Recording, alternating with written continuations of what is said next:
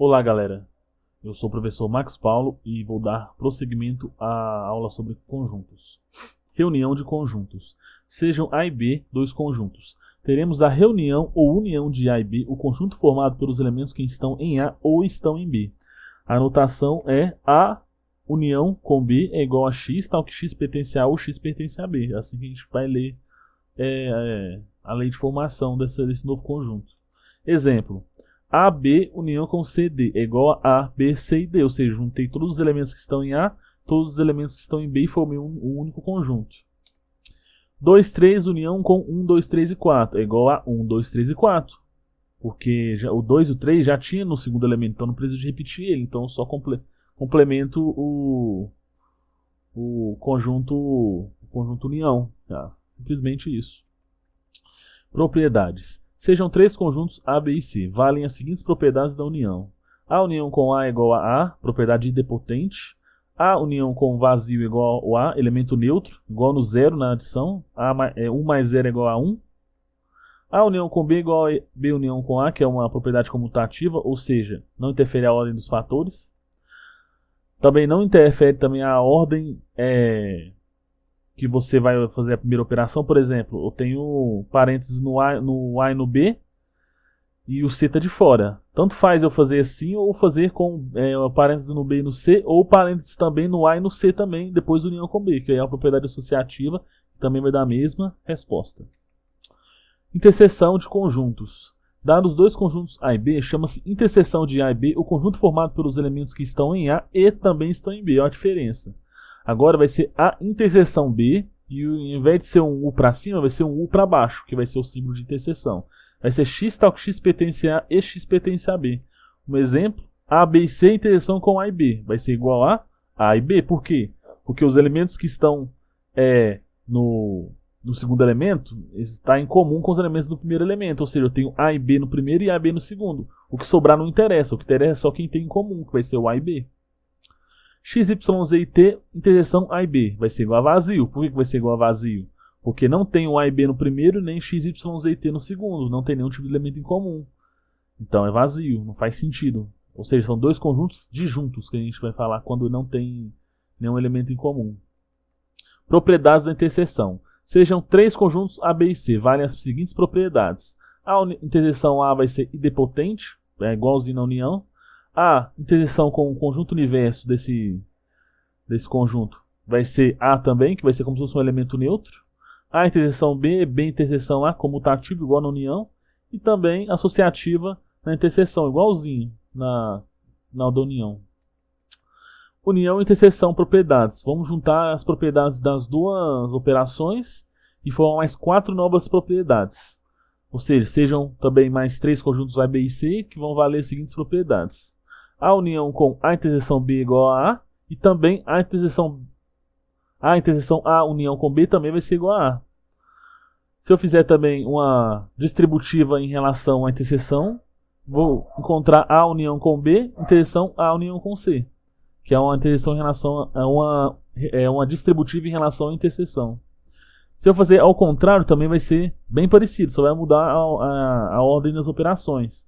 A união com B interseção com C é igual a interseção com B união com A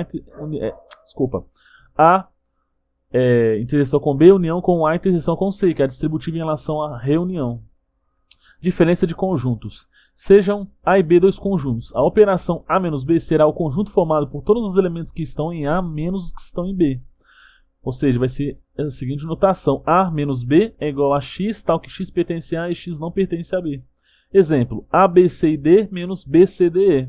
Isso vai ser igual a quanto? Vai ser igual a A. Por quê? O E não conta porque ele já não está no A. Então ele já é excluído da conta. Só que tanto no primeiro conjunto como no segundo conjunto eu vou ter B, C e D.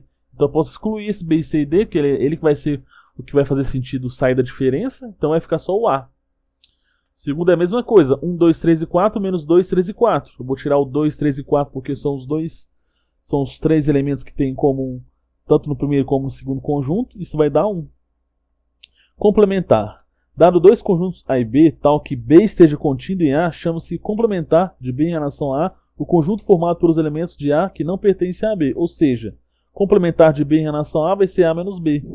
Ou seja, a gente está dando uma refinada na diferença de conjuntos, impondo uma condição necessária para que a gente possa calcular o complementar.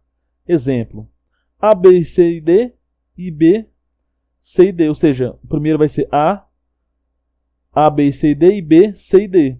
Complementar de B em relação a vai ser A menos B, que é A, B, C e D, menos C e D, que é igual a A e B. Ou seja, eu vi que o conjunto B está contido no A, que tem C e D no conjunto A, e então é só a gente subtrair essa parte que tem B, e o que sobrar vai ser a resposta do complementar. Propriedades. Sejam A, B e C três conjuntos, tal que B esteja contido em A e C também esteja contido em A. Então, se A é igual a B, então complementar de B em relação a A é igual a vazio. Por quê? Se A é igual a B, eu posso trocar o B por A, fica complementar de A em relação a A, que é como se fosse A menos A, porque o A está contido em A, então vale complementar. Isso vai dar zero. Ou seja, em termos de conjuntos, isso vai dar vazio. Complementar de B em relação a A, união com B, isso é igual a vazio. Por quê? Se eu fizer complementar de B em relação a A, vai sobrar conjunto formado por todos os elementos que tem em A, menos os que tem em B. Então, se eu tirei todos os elementos possíveis que possam estar em comum com B, então se eu fizer a interseção com B, vai dar vazio, porque não vai ter nenhum elemento em comum. Se eu fizer a complementar de B em relação à união com B, isso vai dar A. Pelo mesmo motivo que no de cima vai dar vazio, no terceiro também vai dar vazio, porque, igual eu te falei, se A está contido em A, obviamente, se eu fazer o complementar de A em relação a A, vai dar vazio. Se eu fizer complementar de vazio em relação a A, vai dar A. Por que vai dar A? Porque vai ficar A menos vazio, é como se fosse um elemento neutro. A menos 0 é igual a A. 2 menos 0 é igual a 2, é o mesmo motivo. Complementar de B em relação a A vai ser igual a B, é assim que a gente fala. Complementar de B união com C em relação a A vai ser igual a complementar de B em relação a A união com complementar de C em relação a A. Se eu fizer complementar de B união com C em relação a A, vai ser complementar de B em relação a A interseção com complementar de C em relação a A. Diagrama de Euler-Venn, união e interseção.